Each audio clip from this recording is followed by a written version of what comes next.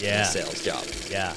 And for real estate investors, I say this all the time, like it is the same thing. You are going to get rejected, even if you're not like marketing, you know, you're just putting in offers on all these properties and doing all this stuff. And, you know, 99% of them don't pan out. To get that good deal, you know, you're really looking for the 1% of the 1%.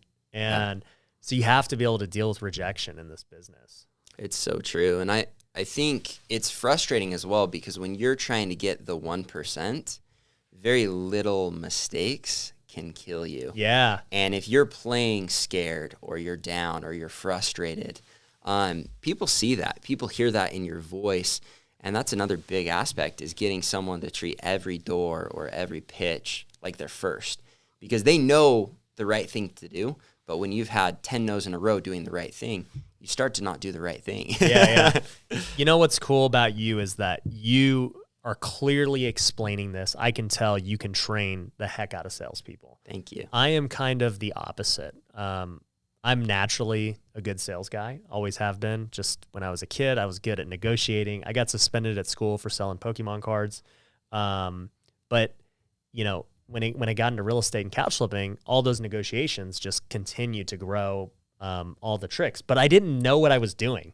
You know, I could sense the right way of when to push, when to pull back, you know, how to approach a certain person and how their temperament was and all of these things. And I developed EQ really well through that, but I could not really explain how I do what I do. And I saw somebody mention like, there's a lot of great coaches who were not great players, you know, in their sport because they're good at explaining it. You know, they studied the game. They just happen to not be that great at it.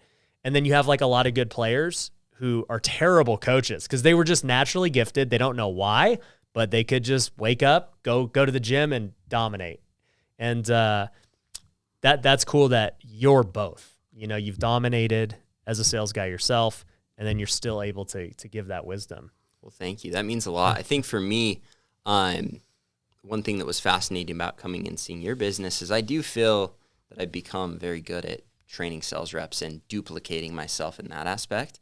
But when you look at this business you've created, you've done the same thing. And maybe it's not in sales training, but in the way that you've been able to put people in the right places. And it looks like you've found people that are really good at sales training. And so I would even say that's even the next level. So I thank you. That's a really nice compliment, but it's really cool how you've systemized your stuff as well. For sure. And what I'll say too is quick plug for you. I know that you guys are always hiring. We are.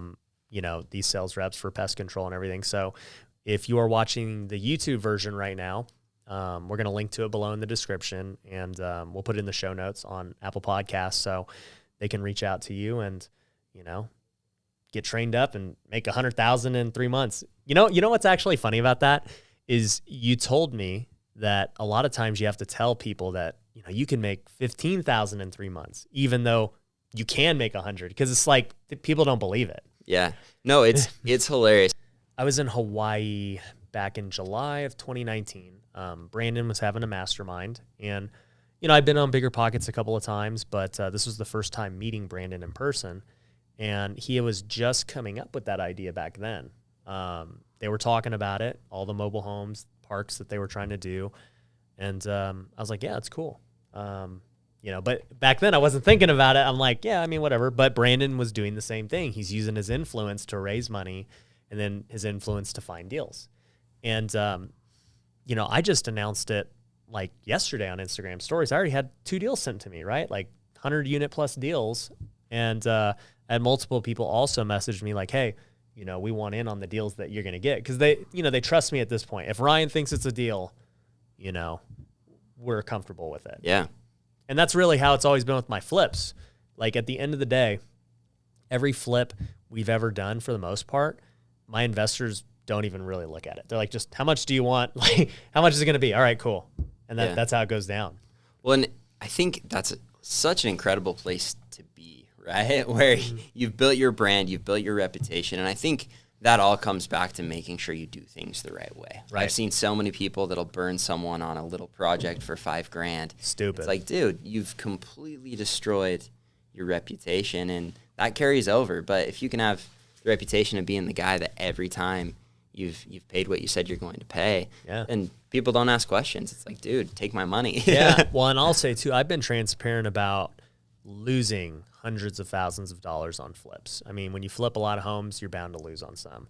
But the way I have my agreements with my lenders is that they're getting a flat interest rate, you know, and most of the time there's no equity split or anything. So if things go good, great. I make money. They make their interest. We all, you know, everyone's happy. If things go bad, they make their interest. I lose money. You know, it is what it is. They're the reason you lost some of that money. Yeah. Exactly. It would have been better to do equity. We'd at least, you know, split. But yeah, you know, and they respect that. It's not like they're like, oh, Ryan lost money on a deal. Like, we'll never lend him again. They're like, dude, this guy still paid us back even when he lost money out of his own pocket. So it just builds your reputation even more because no one's perfect. You will lose money doing something. Yeah, it's part of it. And I think, you know, it's important to not lose money, but it's also important to recognize that it's part of the process. And I think that's something I've recognized more and more, not only in, you know, you're going to lose money, but you're going to have to spend money to make money. You're going to need to invest in your business. And there are so many people that hold up on that. And that's, I thought I was good until I came here and I see how much you're just shelling out to build your businesses. And it's impressive. But speaking of spending, again, we're both doing something really exciting that's is actually pretty similar now that we were talking about it off camera.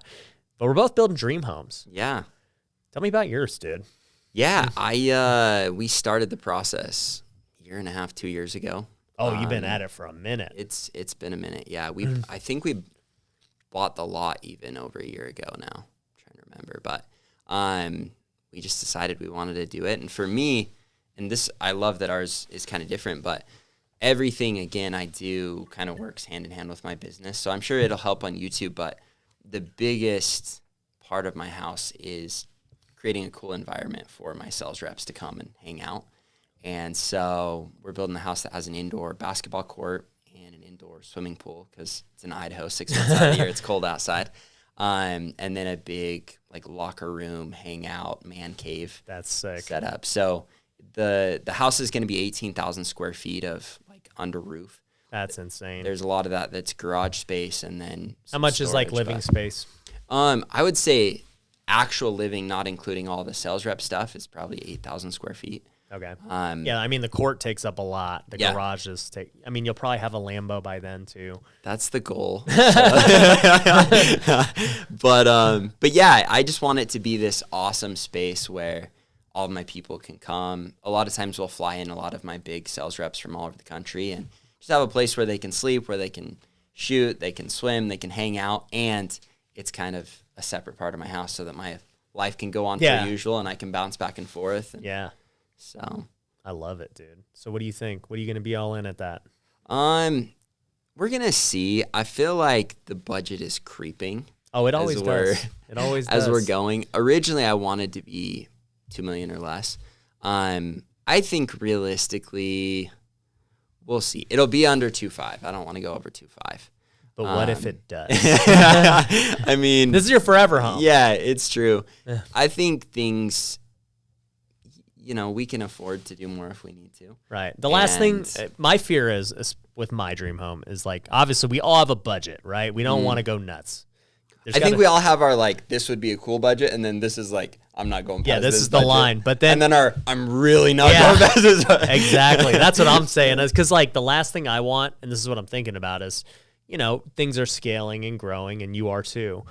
It's like, yeah, today, you know, this is my budget. But if I build this house 2 years from now, which, you know, that's what it takes, what's my budget going to be then, right? And then 5 years from now, I'm sitting here living it, I'm like, dude, I wish I would have built the full basketball court, not the half court. Like, you know, it annoys me looking at the half court now because that's what happens. Yeah, it's true. Well, and with us, I didn't want to do anything dumb. I mean, that's my big pitch is I wanted my passive income to very easily be able to cover the house and all of our other expenses.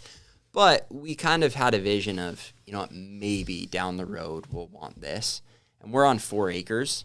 So I left space for a very cool garage to add later. If we want to. Yeah. With Like a showroom kind of garage. Yeah. I just envisioned the big glass wall with a cool office overlooking cars and having other office space for people to come hang out. And so that is there if we want to add it later. Right. And you don't need it today. Yeah, and then everything else we knew we needed today, we could put in and do it right. And you always, things have gone up a little bit with COVID for sure, but you'll find little things you want to add, or you're like, oh, I didn't think about that. That'd be cool. So, and we planned for that, but it still hurts a little bit when you've got to spend more, but it's part of it. Yeah. Thanks for watching that clip from the Ryan Pineda Show. If you want to see the full interview, you can actually find it in the link below. Make sure you're also subscribed on both YouTube and Apple Podcast.